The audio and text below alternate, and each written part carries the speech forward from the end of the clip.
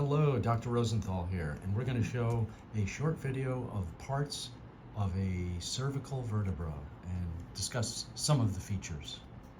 All right, so anteriorly we have a vertebral body. This is the weight-bearing portion of the bone. Projecting posteriorly and laterally from that vertebral body, we have what's called a pedicle. And here's the other pedicle. The pedicle is a cylinder of bone. A cylinder. Projecting from the pedicle is a flat sheet of bone called a lamina. Here's the other lamina. Together, we call them laminae. You can see the laminae unite in midline posteriorly. Projecting posteriorly from the junction of the two lamina is a spinous process.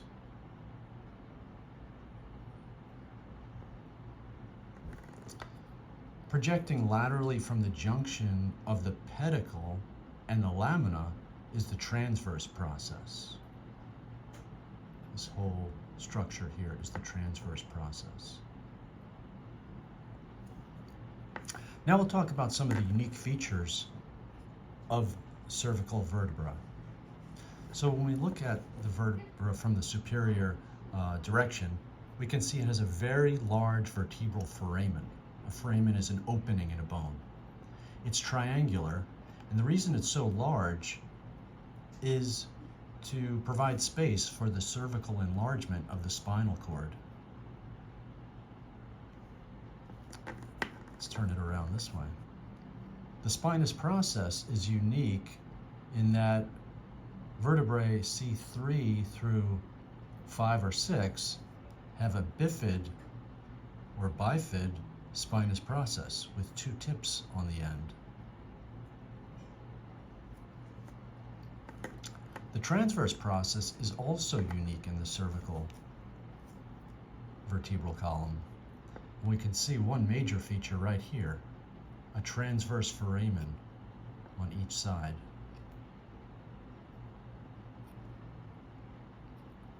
In life, the vertebral artery passes up through there, providing blood, eventually, that reaches the brain.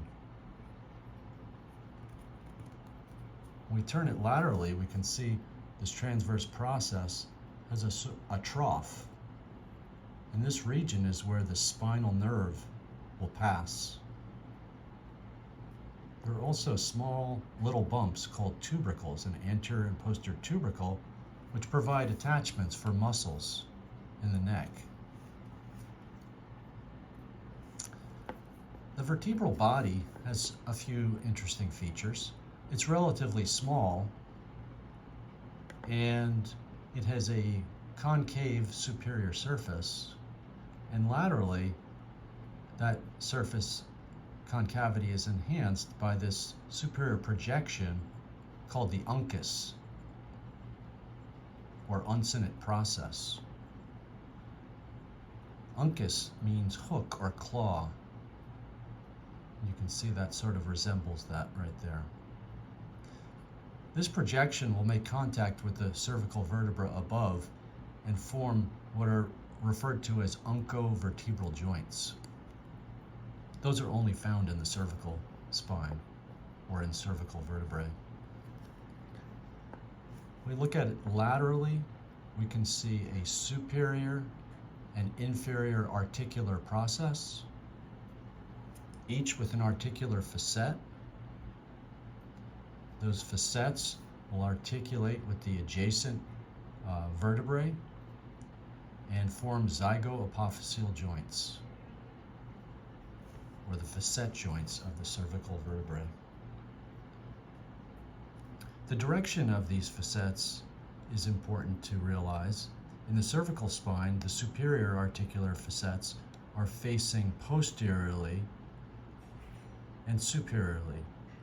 The inferior articular facets are facing anteriorly and inferiorly.